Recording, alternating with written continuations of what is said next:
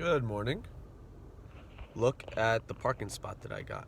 I'm right there. Pretty good parking spot. Anyway, it's Parshas Vayera. We read that Hashem reveals himself to Avraham Avinu. Avraham Avinu makes a bris milah. He was 99 years old. And even though he was in pain, he still invited guests into his tent. These guests turned out to be malachim, 3 malachim, who told Sarah, his wife, Sarah Imenu, right, that she would have a son 1 year from that day. And guess what happened? 1 year from that day, even though she was so old, and even though Avram was already so old, they had a boy, a baby boy, and they named him Yitzchak. And some time passes, and then what happens? Well, Hashem says to Avram Avinu, "Go and take your son and offer him to me as a sacrifice." Avram says, "Okay, sure, whatever you want, Hashem. Your will is my desire." And they go, and Yitzchak goes too. He knew what was going to happen. They go willingly.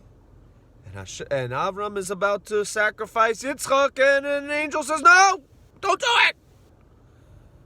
Hashem was testing you, and you passed the test. This is your son, and you love him. Don't sacrifice him." That's called the Akedah. So instead, they sacrificed a bull, a ram, that was caught in the thorns. Caught by his horns in thickets. Thickets are thorns. Okay. All right.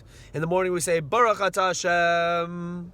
Blessed are you, Lord. Elokeinu melech haolam. Our God, King of the universe. Shelo asani aved. For not making me a slave. You see, we, the Jewish people, were slaves in Mitzrayim to Paro. And we didn't like it.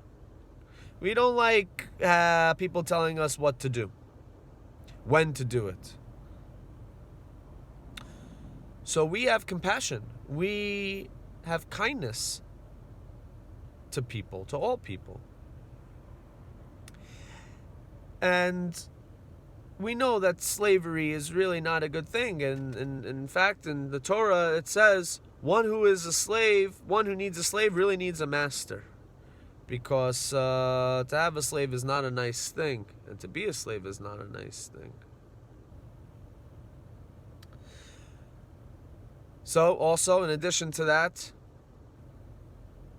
it comes down to you. Are you free or are you not free to serve Hashem?